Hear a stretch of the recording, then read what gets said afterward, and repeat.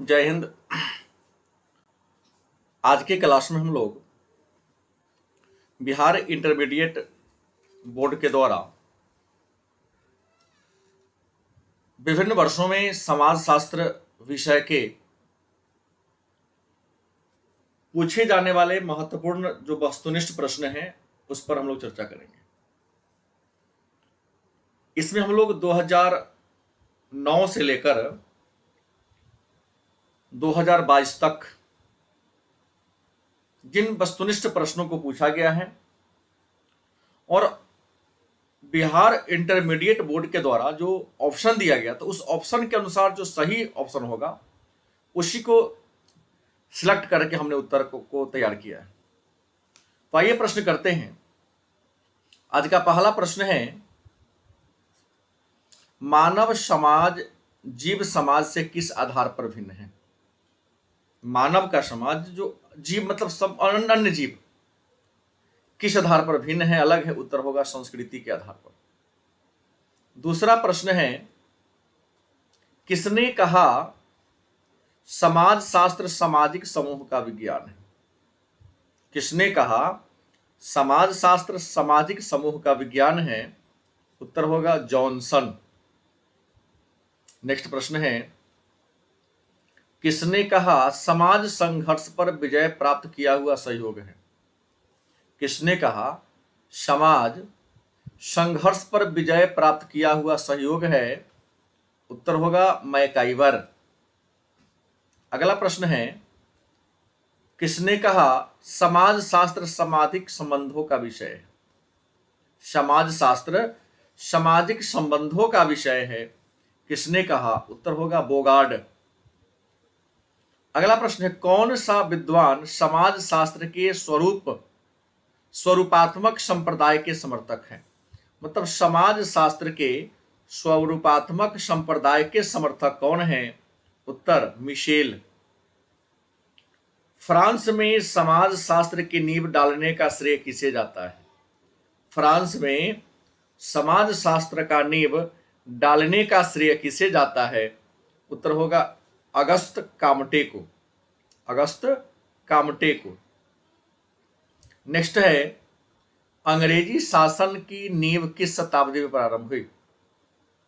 या अंग्रेजी शासन किस शताब्दी में प्रारंभ हुई? उत्तर होगा 16वीं शताब्दी। कब हुई? 16वीं शताब्दी। अगला प्रश्न है, कौटिल्य ने किस पुस्तक की रचना की? कौटिल्य ने किस पुस्तक की रचना की? उत्तर होगा अर्थशास्त्र। सिंधु घाटी सभ्यता कैसी सभ्यता थी? सिंधु घाटी सभ्यता कैसी सभ्यता थी? उत्तर होगा नगरीय। किसने कहा सामाजिक संबंधों में होने वाले परिवर्तन को सामाजिक परिवर्तन कहते हैं?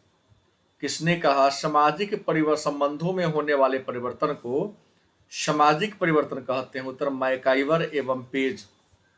मैकाइवर एवं पेज। अगला है, सोशल चेंज नामक पुस्तक किसने लिखा? सोशल चेंज नामक पुस्तक किसने लिखा? उत्तर होगा अकबर्न। सोशियम शब्द किस भाषा से लिया गया है? सोशियम शब्द किस भाषा से लिया गया है? उत्तर होगा Latin. The international institute of population studies. The international institute of population studies नामक संस्था कहाँ है? उत्तर होगा मुंबई में। अगला प्रश्न है, प्रतिस्पर्धी निम्न में किससे जुड़ा है? या प्रतिस्पर्धी का जुड़ाव किससे है? उत्तर होगा संघर्ष से। मतलब प्रतिस्पर्धा में, कंपटीशन में क्या होता है? उत्तर क्या होगा? संघर्ष होता है। नेक्स्ट प्रश्न है, समाज शास्त्र के जनक अगस्त कामटे किस देश के निवासी थे? समाज शास्त्र के जनक अगस्त कामटे किस देश के निवासी थे? उत्तर होगा फ्रांस के। भारतीय समाज पर उपनिवेशवाद का कैसा प्रभाव देखा गया? भारतीय समाज पर उपनिवेशवाद का कैसा प्रभाव देखा गया, मतलब भारत के समाज पर अंग्रेजों के शासन का क्या क्या प्रभाव पड़ा। तो पहला प्रभाव यह पड़ा कि राष्ट्रीय एकता का विकास हुआ, उसके शोषणपूर्ण नीति के कारण एकता का भावना आई। दूसरा, नवीन वर्ग मतलब शिक्षित वर्ग का उदय हुआ। तीसरा, पूंजीवादी अर्थव्यवस्था का क्या हुआ, विकास हुआ। अगला प्रश्न है, समाज शास्त्र का जन्म किस देश में हुआ। समाज शास्त्र का जन्म किस देश में हुआ, उत्तर होगा फ्रांस। अगला प्रश्न है, प्राचीन भारतीय समाज कितने वर्ग में विभाजित था। प्राचीन भारतीय समाज कितने वर्ग में विभाजित था, उत्तर क्या होगा, 4। उत्तर क्या होगा, 4। अगला है, भारतीय समाज में उपनिवेशवादी शासन के क्या कारण थे। भारतीय समाज में उपनिवेशवादी शासन के क्या कारण थे, उत्तर क्षेत्रीय तनाव, मतलब लोगों में आपसी सामंजस्य की भावना नहीं थी, इस कारण से अंग्रेजों ने शासन भारत पर किया। अगला प्रश्न है, भारतीय समाज के इतिहास को कितने काल में बांटा गया है। भारतीय समाज के इतिहास को कितने काल है, उत्तर होगा 3, जिसको प्राचीन काल, मध्यकाल और आधुनिक काल कहते हैं। किसने कहा नगरीयता एक जीवन पद्धति है। किसने कहा नगरीयता एक जीवन पद्धति है, उत्तर होगा बर्थ नामक विद्वान ने कहा था। किसने जाति प्रथा की उत्पत्ति के प्रजातीय दृष्टिकोण को प्रस्तुत किया। किसने जाति प्रथा की उत्पत्ति को प्रजातीय दृष्टिकोण प्रस्तुत किया, उत्तर क्या होगा, रीजले। उत्तर क्या होगा, रीजले। नेक्स्ट है, सोसाइटी नामक पुस्तक के लेखक कौन है।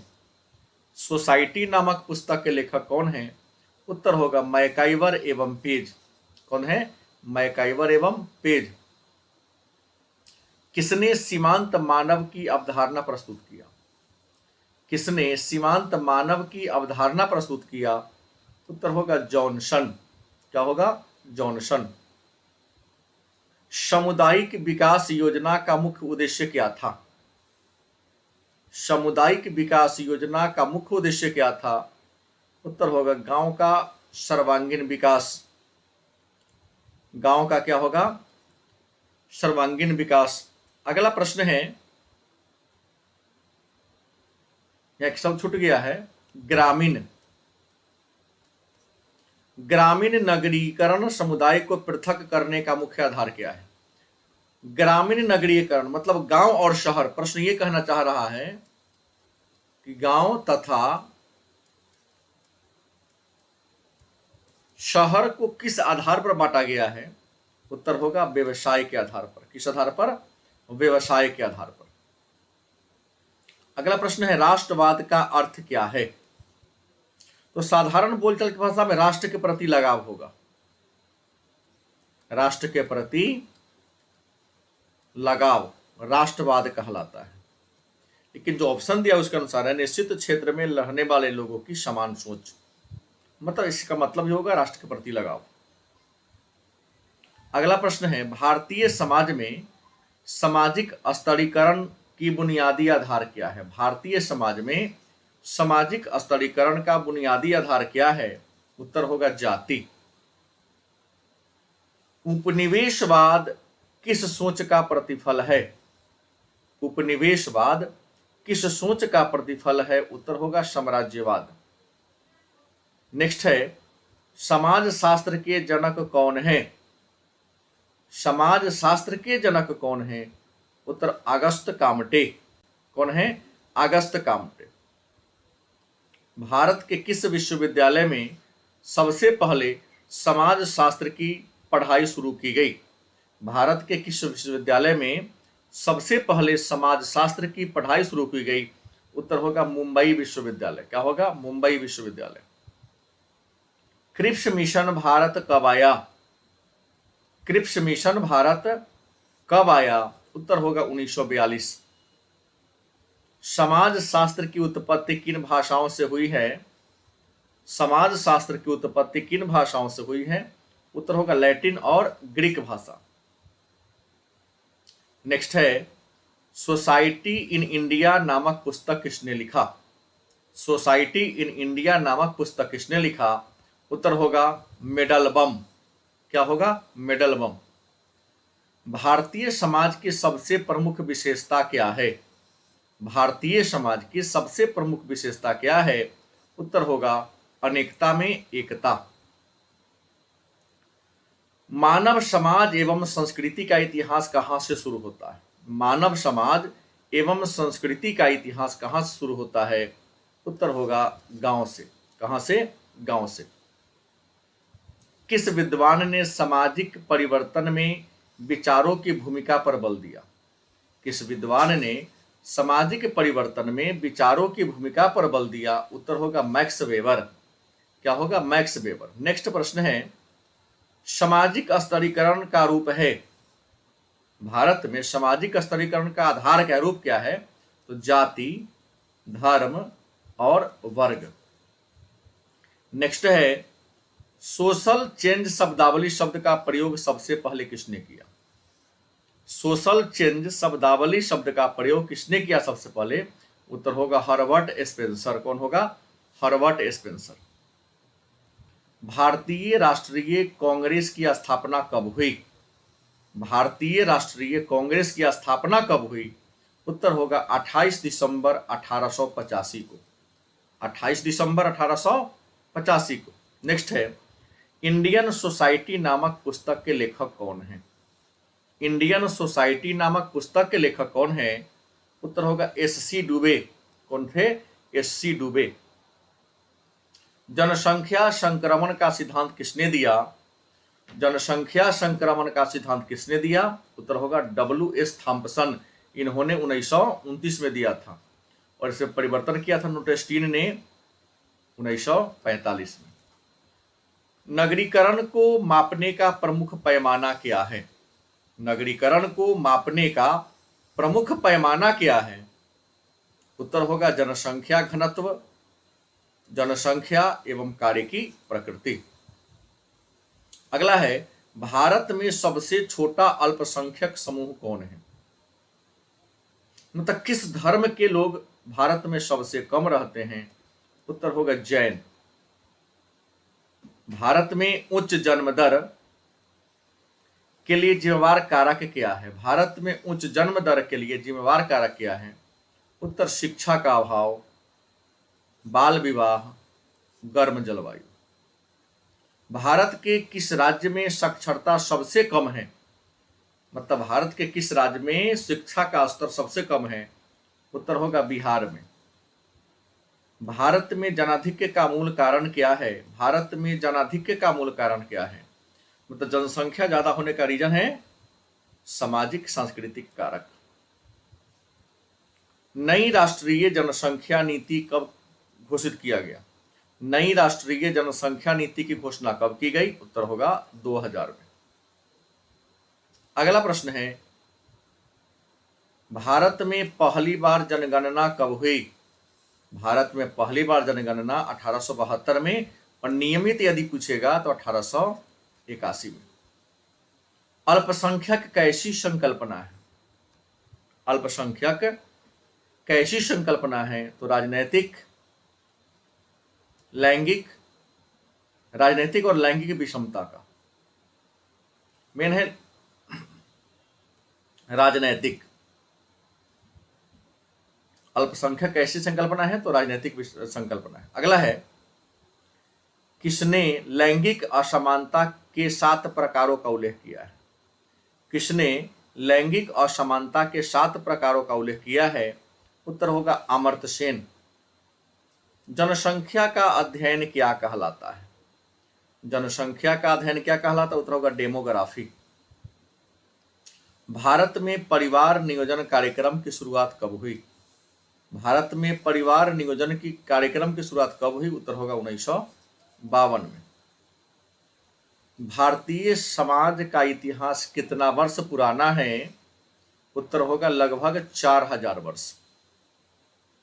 बिहार में बेरोजगारी भत्ता किस आयु समूह को दिया जाता है? बिहार में बेरोजगारी भत्ता किस आयु समूह को दिया जाता है? उत्तर होगा 21 वर्ष से 35 वर्ष के बीच में। भारत में किस आधार पर वर्ण विभाजन किया गया है? भारत में किस आधार पर वर्ण विभाजन किया गया है? उत्तर जन्म के आधार पर। क्या होगा? जन्म के आधार पर। वर्तमान समय में भारत में लड़के और लड़की के विवाह का उम्र क्या है? वर्तमान समय में भारत में लड़का और लड़की के विवाह का उम्र, तो लड़का का 21 वर्ष, लड़की का 18 वर्ष।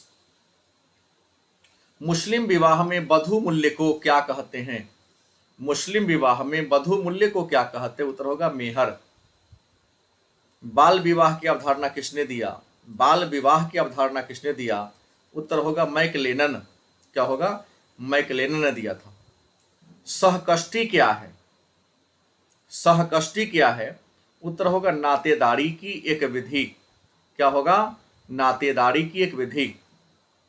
रक्त आधारित नातेदारी को क्या कहते हैं? प्रश्न है, रक्त आधारित नातेदारी को क्या कहते हैं? उत्तर समरक्तता नातेदारी। समरक्तता नातेदारी। विधवा पुनर्विवाह अधिनियम कब बना? विधवा पुनर्विवाह अधिनियम कब बना? उत्तर होगा 1856 में। भारत में तलाक का कारण क्या है? भारत में तलाक का कारण क्या है? उत्तर होगा क्रूरता, संतान न होना और यौनिक दोष। हिंदुओं में विवाह का है क्या है? मतलब हिंदू धर्म में विवाह क्या है? उत्तर होगा संस्कार। उत्तर क्या है? संस्कार।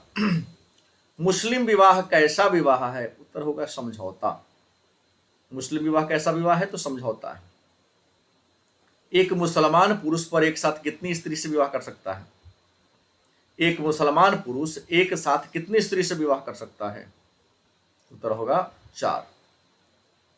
किसने कहा जाति एक गतिशील वर्ग है? किसने कहा जाति एक गतिशील वर्ग है? उत्तर होगा मजूमदार। किसने कहा? मजूमदार। कौन एक ऐसी प्रक्रिया है जिसमें निम्न हिंदू जाति के लोग उच्च जाति लोगों के संदर्भ में अपने प्रथाओं का परिवर्तन करते हैं?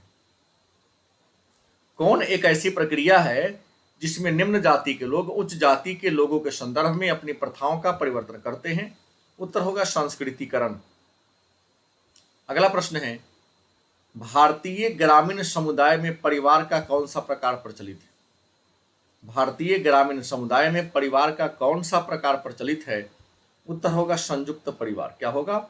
संयुक्त परिवार। भारत के शहरी क्षेत्र में किस प्रकार का परिवार देखने को मिलता है?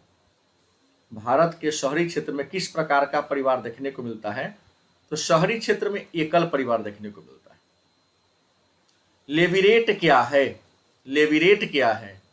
तो देवर के साथ विवाह करना लेविरेट कहलाता है।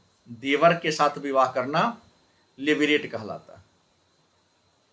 एक प्रजनन मूलक परिवार की स्थापना के लिए कौन से समाज द्वारा मान्यता प्राप्त विधि है?